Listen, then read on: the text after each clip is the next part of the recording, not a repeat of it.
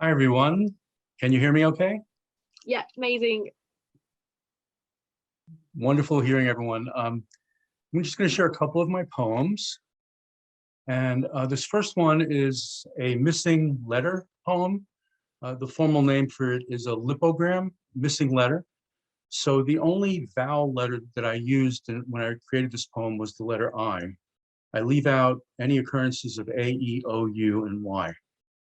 And I also constrained this poem to be 10 syllables per line. Living in kinship with instincts. Citing vivid insights tiring. I'm idling, childlike, in hiding, minding swirling birds girding virgin birch, flirting in whirlwind skirmishings, chirping birthrights within this singing, fit in strict limits. Within this singing, fit in strict limits, is it diminishing intrinsic bliss if its limits imprint kinship with it?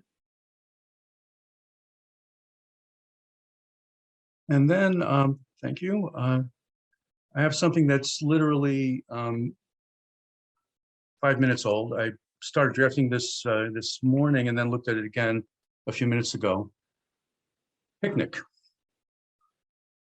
We, who are neither hunters nor gatherers, traveled to a place where, afterwards, we could say nature had graced us and could congratulate ourselves at having cleaned up all the trash from our hot dogs, hamburgers, and splatterings of toppings and side dishes and plastic wrappers.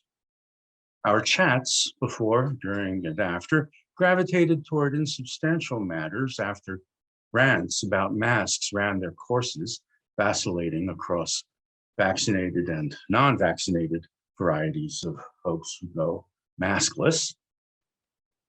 Anticipatory bantering of post-pandemic gratitude captured our last moments as if it's over, since if it isn't, then this is no picnic. And I don't think Dee is with us anymore, but his mentioning earlier in the reading about Native American stuff prompted me to want to share a poem I wrote when I worked at a power plant in New York City. This is all a very accurate description of the power plant. This is about a 3-minute long poem. The power plant, part one, the Astoria generating station. 5 pairs of smokestacks rise out of the 10-story brick building.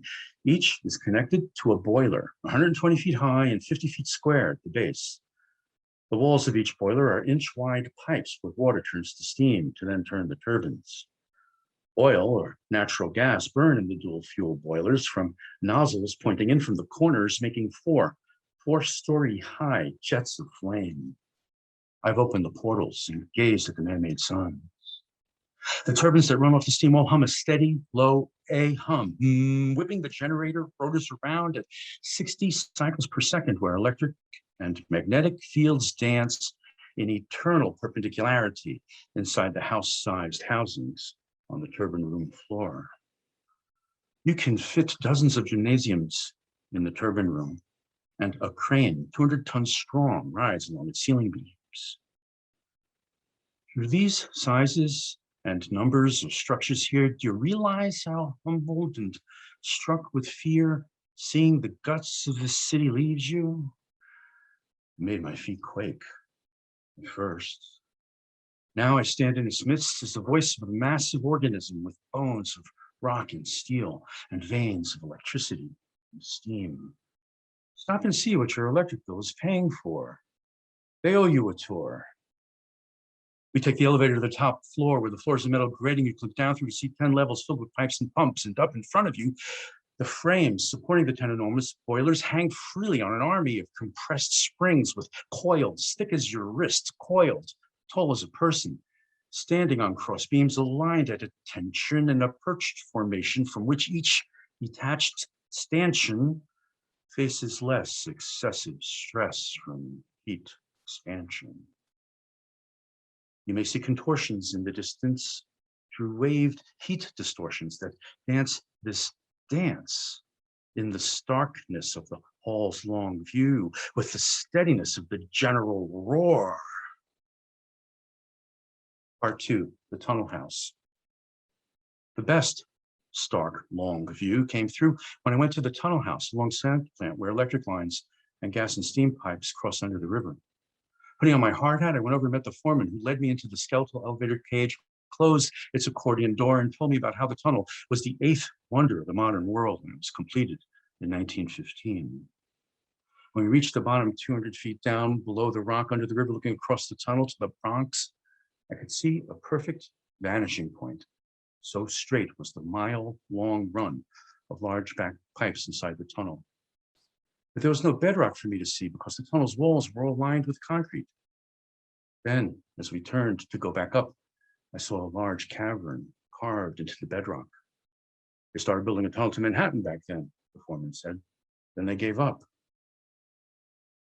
I had only a moment, standing there awestruck before this tomb or womb of naked rock, to secretly whisper the blessing, O mitakuasin, all my relations, before the foreman and I went back up.